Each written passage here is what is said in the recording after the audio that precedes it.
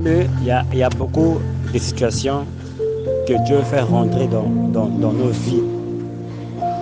Parfois, c'est après une prière que tu as faite. Mais la manière dont Dieu va se révéler à toi, tu ne le connais pas. Alléluia. C'est à la suite d'un accident que Dieu va utiliser cet accident-là pour se glorifier dans ta vie. C'est parfois à la suite d'une attaque, quelqu'un t'attaque dans la rue. Bien aimé, Dieu a sa manière de faire. Et l'exemple que je veux prendre, qui est peut-être très commun parmi les enfants de Dieu, c'est le travail. Alléluia. Lorsqu'une personne perd le travail, l'Écriture dit que c'est pendant la nuit, à la 4e heure de la nuit, que Jésus avançait vers les disciples. Il marchait. Lorsque on lit la parole de Dieu, tous les éléments qui sont mis dans une écriture, bien aimé de le Seigneur, sont là pour nous enseigner. Ces détails qui sont mis là, ces détails sont mis expressément. La Bible dit que c'était au milieu de la nuit. C'est là où la nuit devient de plus en plus sombre. Là où la souffrance devient de plus en plus grande dans ta vie, bien-aimé de le Seigneur. Et la Bible dit que Jésus avançait marchant sous les eaux. Ça veut dire qu'il a le contrôle de tout. Il a le contrôle de ce monde. Rien n'est au-dessus de lui, bien-aimé de le Seigneur. Et voici les apôtres qui sont de la barque. Et les apôtres, c'est toi et moi. La barque, c'est ta vie. Donc ils étaient dans le noir. Leur barque était dans le noir. Ils ne voyaient pas ce qui se passait autour d'eux, bien-aimés de le Seigneur. Alléluia. Mais lorsque les apôtres regardent Jésus au loin, ils voient que c'est un fantôme qui arrive. Et c'est lorsque ce qui arrive dans la vie d'un enfant de Dieu. Lorsque tu perds le travail, tu rentres dans les ombres sombres de ta vie. Tu rentres dans la nuit. Mais lorsque tu regardes ce qui se passe, tu as l'impression que c'est un fantôme qui est en train d'avancer. Lorsque tu perds ta femme, lorsque tu perds ton travail, que tu te donnais beaucoup d'argent, tu avais beaucoup d'avantages, tu as l'impression que c'est un fantôme qui est en train d'arriver. Parce que tu ne comprends pas Dieu a sa manière de faire. Lorsque Dieu commence à faire quelque chose de grand dans ta vie, lorsqu'il veut se révéler dans ta vie, beaucoup de gens confondent. Beaucoup de gens confondent Jésus à un fantôme. Beaucoup de gens confondent le Seigneur à un fantôme. C'est comme les apôtres. Ils ont fait cette erreur-là. Lorsqu'on regarde, ils ne savaient pas que c'était le roi de gloire qui arrivait.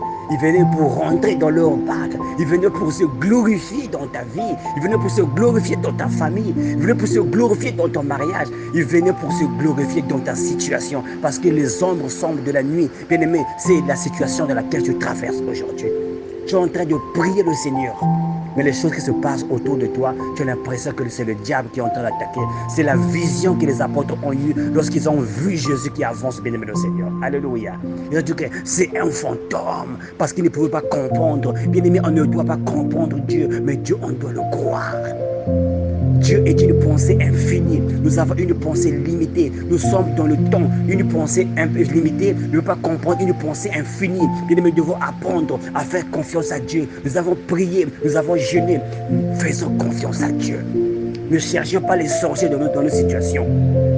Alléluia. Ne cherchons pas les oncles, les tantes qui sont en train d'attaquer ton mariage, qui sont en train d'attaquer ton travail. Tu as perdu le travail. C'est parce que c'est la tante à qui tu n'as pas donné telle chose qu'elle avait demandé. C'est ton oncle, son père à qui tu n'as pas donné telle chose que tu as demandé. Non, c'est le Seigneur qui veut te changer de niveau. C'est le Seigneur qui est en train d'avancer. Dans cette nuit-là où tu ne peux rien voir, où les choses deviennent de plus en plus compliquées, tu ne vois rien autour de toi. Tu penses que c'est un fantôme qui est arrivé.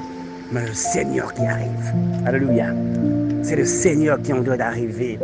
Alléluia. Et j'aime la réponse de Jésus. Oh, je prie que quelqu'un écoute ce message ce matin. Je prie que quelqu'un puisse être fortifié par ce message. Jésus leur dit que n'ayez pas peur, c'est moi. Oh Jésus, alléluia. Il dit à un frère ce matin, c'est moi qui avance. Le travail que tu as perdu là, c'est moi. N'aie pas peur. C'est moi qui t'ai fait perdre ce travail.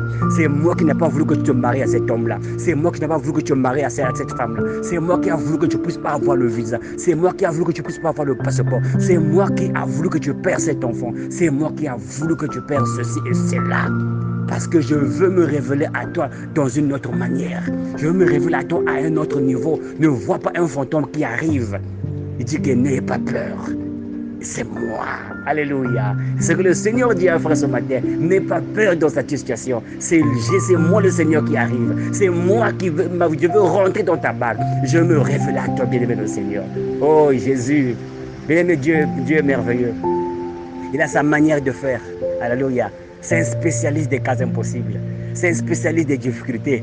Là où tu vois l'ennemi, là où tu vois le diable. Mais au contraire, c'est le Seigneur qui est en train d'avancer. C'est le Seigneur qui veut rentrer dans ta barque. Alléluia. N'ayez plus de soucis. Laissons à Dieu le temps d'avancer. Laissons à Dieu le temps de faire ce qu'il veut faire. C'est ce que j'ai toujours dit à ma femme. Lorsque quelque chose arrive dans la vie, je dis reste tranquille. Observe. Dieu est en train de faire quelque chose. Alléluia. Quand je dis beaucoup cela à beaucoup de frères, à beaucoup de sœurs. Lorsque tu passes des moments difficiles, ne panique pas. Dieu au contrôle, bien-aimé le Seigneur. Même si l'eau est en train de rentrer dans la barque, même si le vent est en train de souffler, reste tranquille. Parmi les instruments, ou bien le meilleur des instruments que Dieu utilise, je sais que beaucoup seront d'accord avec moi ce matin. Et je sais que beaucoup sont déjà passés par là.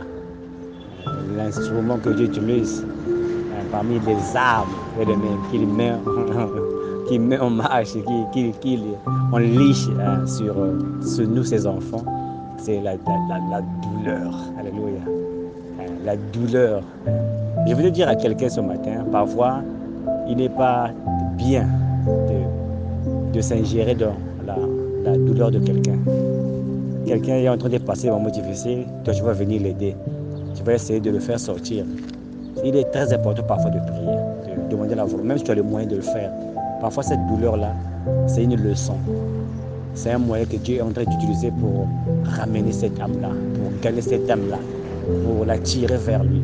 Mais nous, comme beaucoup d'entre nous ne sont pas spirituels, nous ne comprenons pas ces choses-là. Alléluia. Comme l'apôtre Paul le dit, il dit que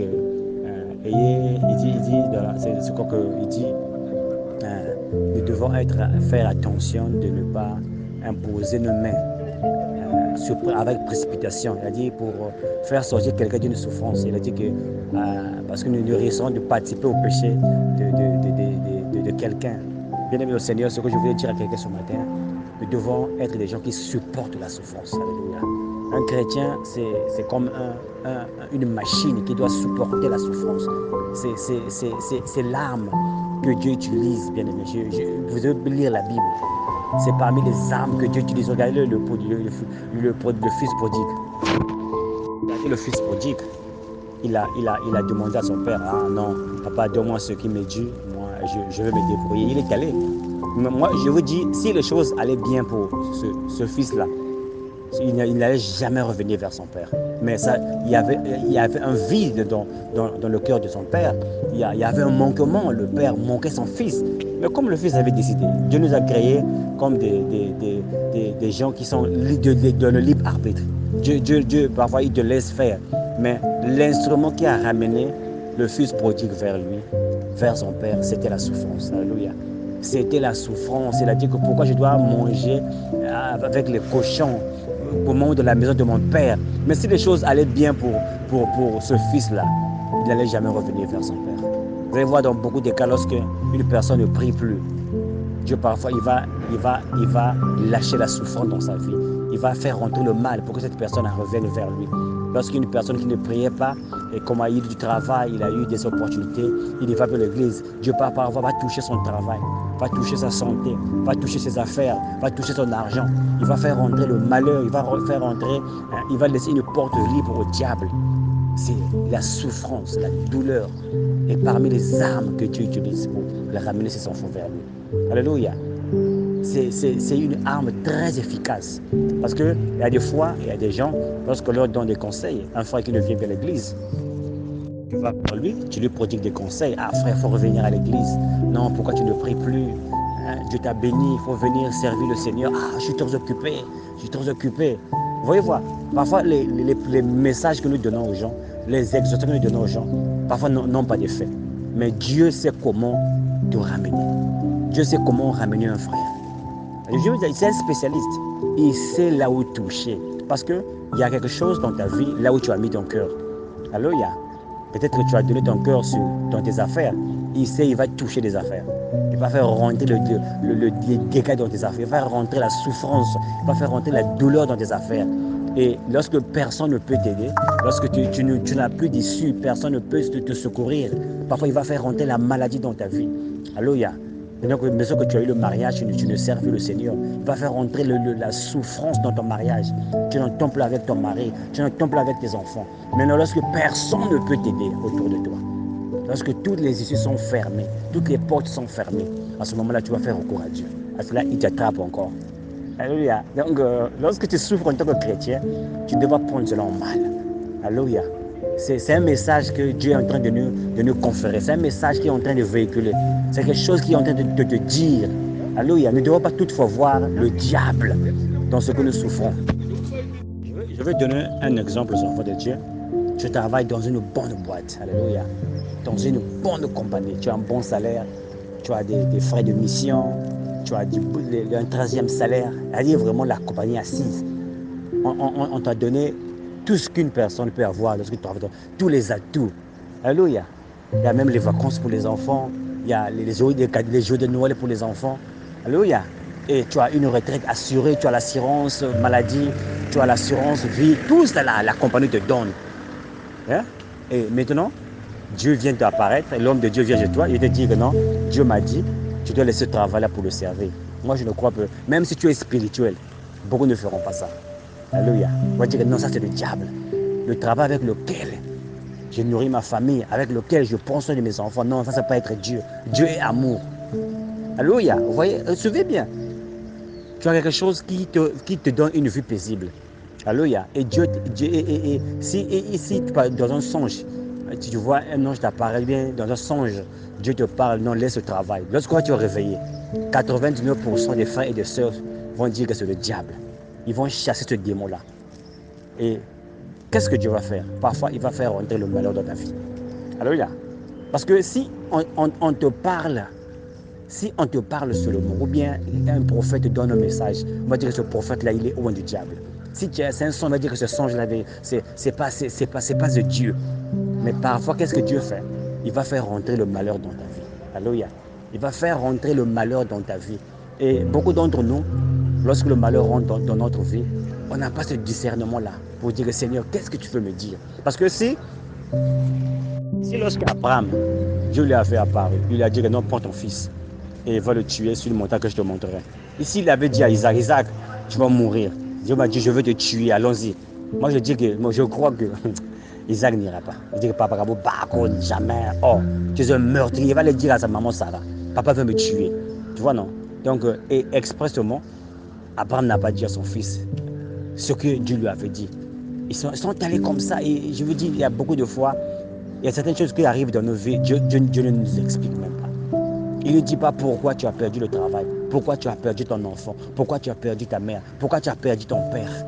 Et beaucoup d'entre nous, par manque de révélation, on fait des programmes de prière. On chasse les démons. Alléluia. On dit que non, c'est mon oncle qui est en train de m'attaquer. C'est ma tante qui est en train de m'attaquer. Ça ne peut pas être de Dieu. Mais bien aimé, Dieu utilise la douleur.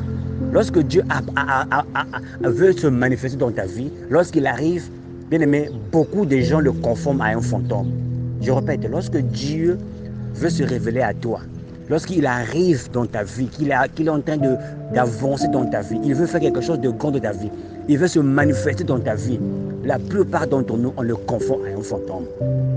Alléluia. Parce que la chose qu'il va faire pour se glorifier, si vraiment tu n'as pas la révélation, on va comparer cela à des attaques du diable. On va comparer cela à des attaques de l'ennemi. Alléluia. Alléluia. Nous devons avoir la révélation, peuple de Dieu. Nous devons avoir la révélation, peuple de Dieu. Dieu utilise la douleur. Et si longtemps que tu es chrétien, tu dois avoir cela à l'esprit, bien-aimé de le Seigneur. Que ma vie est entre les mains de Dieu. Même si je perds le travail, Dieu est au contrôle. Même si je perds mon mariage, Dieu est au contrôle. Même si je manque le visa, Dieu est au contrôle. N'attribuons pas les œuvres de Dieu au diable. C'est parce que nous n'avons pas la révélation, bien aimé le Seigneur. Regardez les apôtres qui sont dans la barque. Et la Bible dit qu'au milieu de la nuit, et la nuit, nous savons, c'est la souffrance, à 4 heures, à la 4e heure, c'est là où la nuit devient de plus en plus sombre. Et lorsqu'on a des problèmes, on a toujours l'impression que non, je dois faire un problème de prière. Laissons à Dieu le temps d'avancer. Alléluia. Peu de soucis. Ce matin, je veux que frère, tu termines avec le souci.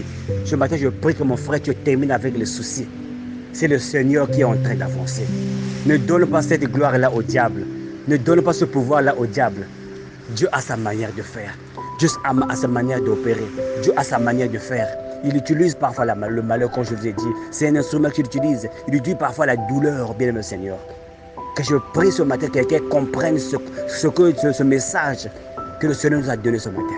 Qu'un frère, qu'une sœur comprenne ce message que le Seigneur nous a donné ce matin. Ce n'est pas un fantôme qui arrive.